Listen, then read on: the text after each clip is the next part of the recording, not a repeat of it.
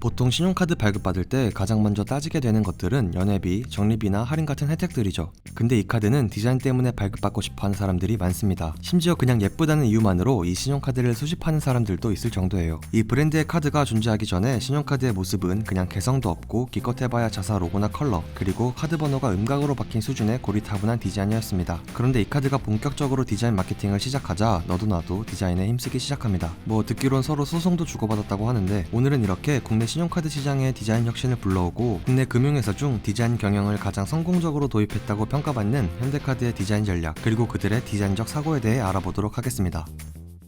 여러분 아셔야 할 게 현대카드는 금융상품을 판매하는 금융회사입니다. 돈을 매개로 운영되는 회사는 그만큼 고객의 신뢰가 중요하게 작용하고, 그러다 보면 어쩔 수 없이 보수적인 문화가 자리 잡게 되죠. 근데 현대카드는 다릅니다. 디자인 마케팅을 통해 아주 역동적인, 일반적인 금융회사 같지 않은 움직임을 보여주고 있는데요. 심지어 현대카드는 국내 카드 업계의 후발주자였어요. 모기업인 현대자동차의 그늘도 벗어나지 못한 상태였고, 그룹 내 금융 서비스사 정도로 자동차 관련 금융 서비스만 담당하고 있었죠. 하지만 정태영 부회장이 지휘봉을 잡은 뒤 기존 카드 회사 과는 완전히 다른 행보를 보입니다. 기존의 카드 회사들은 카드의 장점을 부각한다기보다는 기업의 권위에만 의지하는 경향이 있었습니다. 하지만 현대카드는 기업의 이름을 내세우는 것이 아닌 상품 자체에 집중합니다. 현대카드 고객만의 특별한 경험을 제공한다는 것이었죠. 이와 관련해서 슈퍼콘서트, 글로벌 파트너십 프로그램, 세계적 브랜드와의 제휴 및 코브랜딩 등의 활동을 통해 이전에 없던, 아니 이전 금융계에서 볼 수 없었던 마케팅의 파워하우스를 자처하게 됩니다.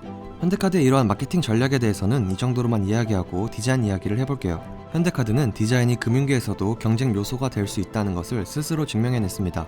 현대카드의 정체성을 잘 나타내는 자체 CI를 개발했고, UNI라는 고유 폰트까지 디자인했죠. 카드 회사가 말이에요. 최근에는 분야에 상관없이 이러한 디자인 전략을 너도 나도 펼치는데, 현대카드는 이를 20년 좀 안 되게 먼저 시작한 거예요. 그것도 보수적인 시장이었던 금융계에서요. 그런데 현대카드의 디자인 스토리를 들어보면 그냥 예쁘게만, 그냥 멋지게만 디자인된 것이 아니라는 것을 알 수 있습니다. 합목적성, 친미성, 독창성, 경제성, 질서성으로 구성된 굿 디자인의 5가지 조건을 아주 잘 보여줘요. 현대카드 M을 시작으로 고객의 라이프 스타일에 따라 시장을 세분화하고 이를 상징하는 알파벳 마케팅을 시작했어요. 한국 문화를 대표하는 키워드를 찾아낸 뒤 이를 기반으로 더욱 구체적인 디자인 및 전략을 도출해낸 것이죠. 카드에 새겨진 회사 로고의 위치도 카드 위쪽으로 옮겨갑니다. 결제하는 순간 지갑 안에 여러 카드를 제치고 눈에 띄는 디자인으로 사용자의 시선을 사로잡으려 한 것이죠. 보통 지갑 안에 4장의 카드를 가지고 다닌다는 데이터에 기반한 것이었습니다. 먼저 눈에 띄어야 사용을 당할 테니까요. 나중에는 회사 로고도 사라져요. 그리고 이 카드가 어떤 카드인지만을 알려주죠. 그리고 이 카드로 인해 내가 어떤 경험을 할 수 있는지도요. 이후 카드에 IC 칩이 탑재되고 나서부턴 마그네팅을 이용해 가로로 긁는 방식 대신 카드를 세로 방향으로 삽입해 결제하는 방식이 늘어나고 있다는 점에서 착안해 카드 형태도 세로 형태로 바꿉니다. 일반적으로 카드 앞면에 있는 카드 번호나 글로벌 제휴 브랜드 로고 등의 카드 정보를 플레이트 뒷면에 배치하고, 앞면은 해당 카드의 핵심 캐릭터를 표현하는 공간으로 재구성했죠. 위에도 많아요. 국내 최초로 투명 카드를 출시하기도 했고, 마티스, 칸딘스키, 클림트 등 세계 유명 예술가들의 띵작들이 담긴 갤러리 카드나 프리폼 카드 또한 현대카드의 혁신적인 시도 중 하나였습니다.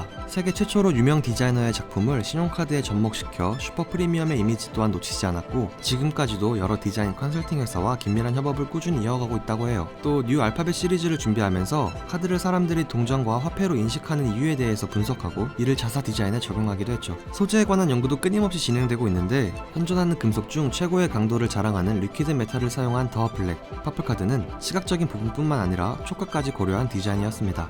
심지어 카드 테두리 부분에서도 독특한 컬러가 적용됐어요. 왜냐고요? 지갑이나 카드홀더에 꽂혀있을 때 현대카드만의 차별화된 디자인을 부각시키려고요. 좋은 디자인은 이러한 디테일을 절대 놓치지 않죠. 카드 디자인에 얼마나 공을 들이는지 알 수 있는 단편적인 예는 또 있습니다. 바로 제로와 리뉴얼된 알파벳 카드인데요. 기존 플레이트 위 단순히 인쇄되던 레터링을 카드 안에 새겼습니다.